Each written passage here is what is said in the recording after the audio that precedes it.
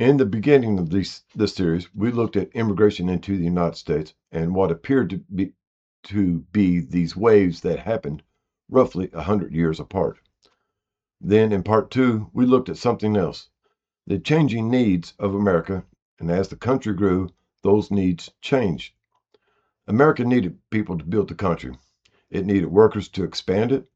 It needed people to build roads, canals, railroads, cities, factories, and industries.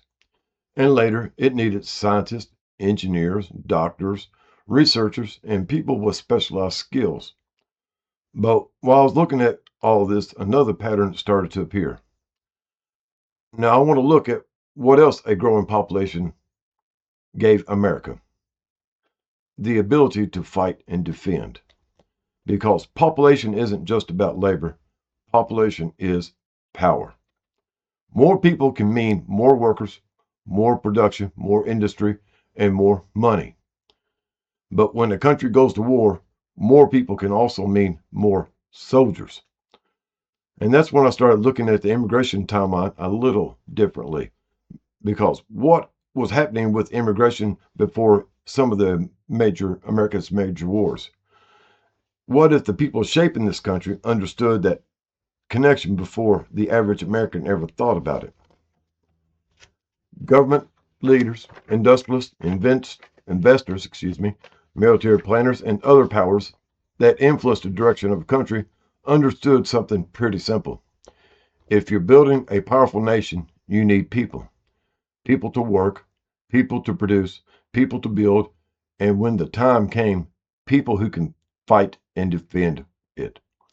Now, does that mean immigration was deliberately increased because somebody knew a war was coming? Maybe, but let's take a look at it. Because if we've already seen immigration lining up with America's changing economic and labor needs, what happens when we put some of those same immigration patterns besides America's military needs? Let's go back to just before the Civil War. During the 1840s and 50s, immigration into the United States increased dramatically. And two of the largest groups arriving during this period was the Irish and the Germans. Millions of people came into the United States during these 2 decades. Famine, political upheaval, economic problems, and failed revolutions of 1848 helped push Irish and Germans and other Europeans towards America. Those are the real reasons people left Europe. But what was America getting? America simply wasn't gaining population. It was gaining workers. It was gaining consumers and taxpayers. It was getting richer. And among those immigrants was a large number of young military-aged men. Men who could work docks, dig canals, build railroads, work in factories, build cities, and do physical labor of a rapidly growing country. They weren't necessarily afraid of hard labor, hard work, hardship, or even a fight when the time came. And by 1860, roughly 4 million foreign-born people were living in the United States, somewhere around 13% of the population. Think about it. On the eve of the Civil War, approximately 1 out of every 8 people living in the United States had been born somewhere else. 1 in 8. 1/8. But for a country approaching one of those bloodiest wars in history, there were also potential soldiers. Did anybody deliberately encourage immigration because they knew a war was coming? That's a little bit harder to prove. Did politicians, military leaders, business, and other powerful interests understand that a large population meant a stronger labor force and potentially a stronger military? By 1861, America wasn't simply going to need another railroad worker or factory worker. Nearly as bad is going to need something else. Men willing to and able to fight when the Civil War began. And a lot of these immigrants answered the call. Hundreds of thousands of new immigrants and their sons were willing to serve and fight for a nation that had just welcomed them. Irish and German immigrants became part of the Union war effort. Entire military units became associated with these immigrant communities. Some soldiers had been in America for years. Others were relatively new. new arrivals, and many had previous military experience before they ever came to the United States. During the decades before the Civil War, America had gained millions of new people. America needed workers, and those immigrants became workers.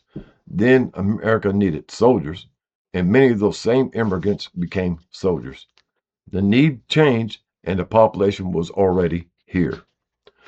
Now, I'm not saying those immigrants came to America because they knew they were going to fight in the Civil War, but I'm asking whether the people in power understood the value of having them here.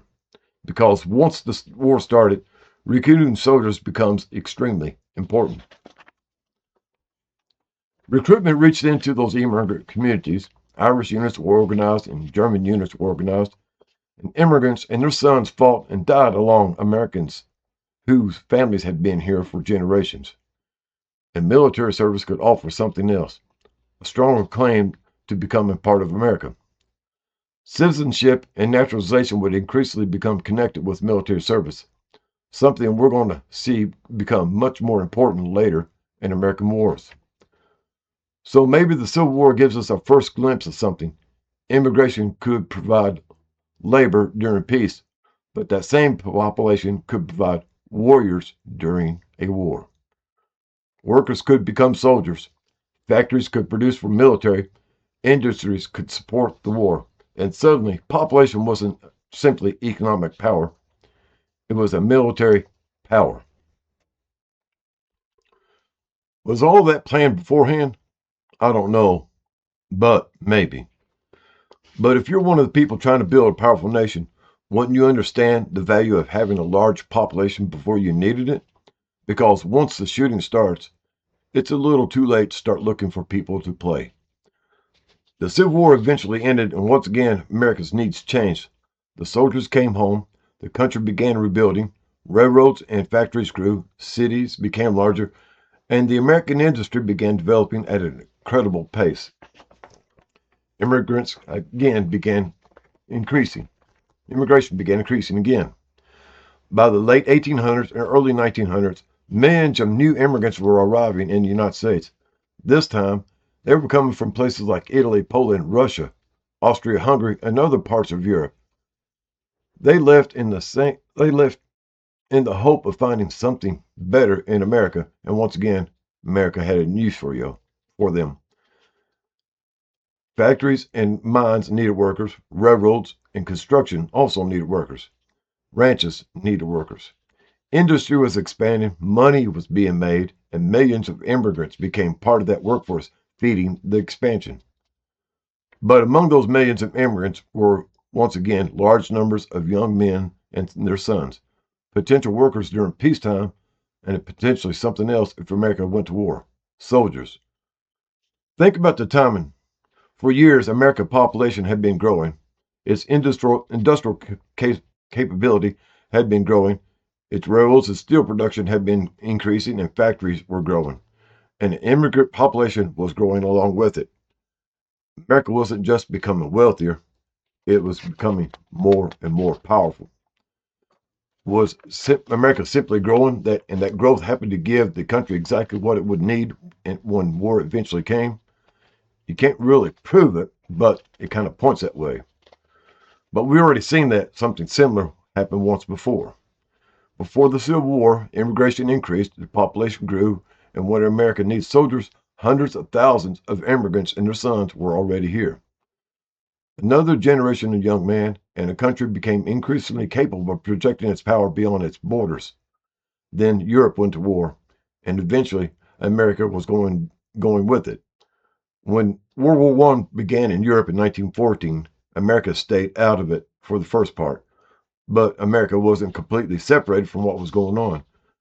American factories were producing goods, American business was involved, and again, money was being made. And American industry was becoming increasingly connected to the war of Europe. Then in 1917, the United States entered war, and suddenly America needed soldiers again. Millions of men would eventually serve in the American military, and once again, immigrants and their sons and the sons of these immigrants became part of that fighting force. This time, something else happened that I find kind of interesting. The connection between military service and citizenship became much more direct. The government made it easier for many of these immigrants serving in the American wars to become citizens. America needed soldiers. America had millions of immigrants already living here. America recruited and drafted from those immigrant populations again. And for many immigrants willing to put on an American uniform, the path towards citizenship became much, much easier. Does that prove immigration way before World War I was deliberately encouraged because somebody knew America was eventually going to war? Maybe, but look at the timing and look at the people that's in charge of the country. The population had increased, industry had expanded, factories been built, production had increased, and millions of potential warrior workers and soldiers were already here. And then America went to war. Maybe America simply happened to have exactly what it needed when it needed it.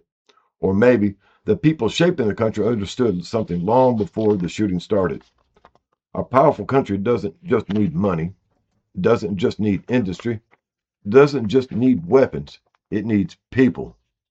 People to build the machine, people to operate the machine, and when the time, people willing to fight for it. And when America entered World War I, again, these people were already here. Then World War I ended and something interesting happened again. America began changing its immigration policies. During the 20s, the United States started placing much stronger restrictions on immigration. Quotas were established. The number of people allowed to enter from certain parts of the world was reduced. The door wasn't completely shut, but it wasn't as nearly open as it had been during the Great Immigration Wave before World War I. And once again, I have to ask, maybe America's needs had changed. The war was over. Millions of soldiers were coming home. Industry was shipping away from wartime production. America didn't need millions of new soldiers anymore. And maybe the powers shaping the country looked at the population, the workforce, the economy, and decided they had had enough people for what America needed at that particular moment. You can't prove why immigration restrictions increased, but look at the pattern we've already established. Before Civil War, immigration increased. And when America needed soldiers, the people were already here. Before World War I, another enormous immigration wave took place. America built factories, expanded industry, increased production, and grew its population. Then America entered another war. And once again, the people were already here. Then the war ended and immigration restrictions increased again. Coincidence? Maybe, maybe not. But now we've seen the pattern more than once, and that brings us to the next part of the story. Because eventually America was going to need people again. Workers, scientists, engineers, doctors, and researchers, and once again, soldiers. And when the next major war came, America simply wouldn't rely on the people who happened to be already here. The relationship between immigration, military service, naturalization, labor, and national need was about to change again. And this time, we're talking about World War II. And that's where we'll pick it up on the next part. Because if the pattern we're looking for is real, World War II may give us even a better look at what happens when America needs change and the policy change with them. Y'all have a good day. Later, taters.